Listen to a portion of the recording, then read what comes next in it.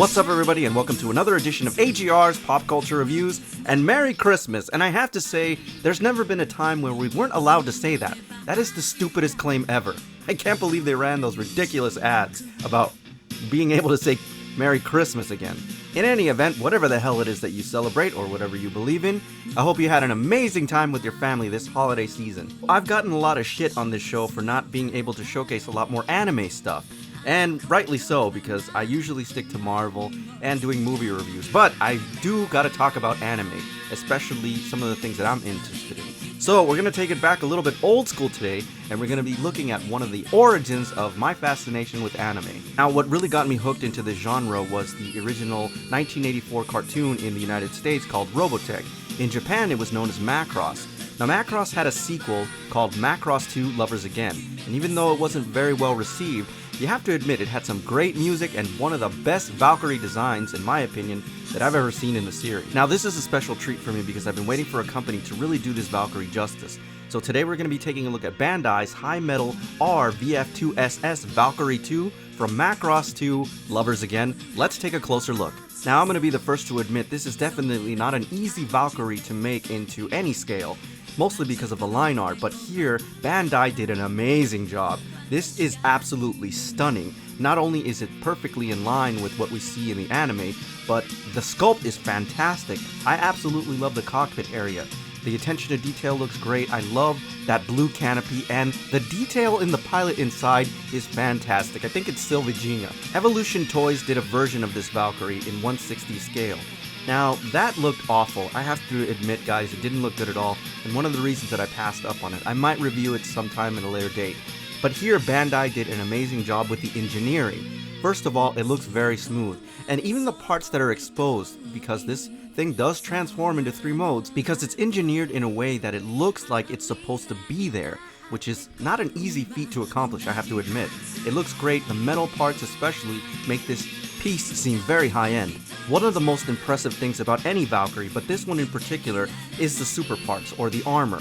Now, what I loved about this Valkyrie almost immediately from the original design was the particle cannon. It looks absolutely amazing, and it runs the entire length of the Valkyrie. Here, they did an excellent job here. It's very well painted, and I love that it's gray offsetting against the color of the rest of the armor. Now, one of the original things that I had that I was worried about this particular piece was whether or not the super armor parts would be flimsy. Just the fact that the way that this armor is designed, it's all over the place. I mean, it looks great, but you know, you can see why it could be a little bit unbalanced, but Bandai did an amazing job here. It is not floppy at all, and once it clicks into where it needs to be, it stays there for real. I also have to mention that this piece in general lends a lot to be able to customize it however you want. The panel lines are fantastic.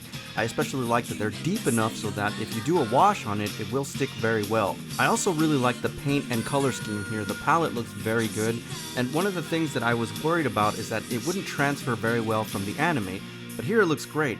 I also have to say that this armor is very versatile. If you look at the front of the armor there are bays where you can actually open up to shoot out rockets, and these are accessories that you get, which I'll showcase later on.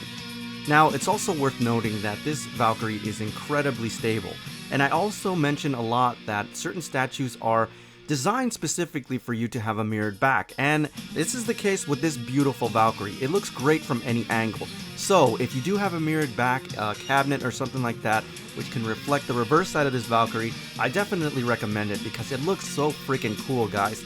And this is one of those Valkyries that is so unique in terms of its design that it almost commands you to make sure that you display it in the best way possible.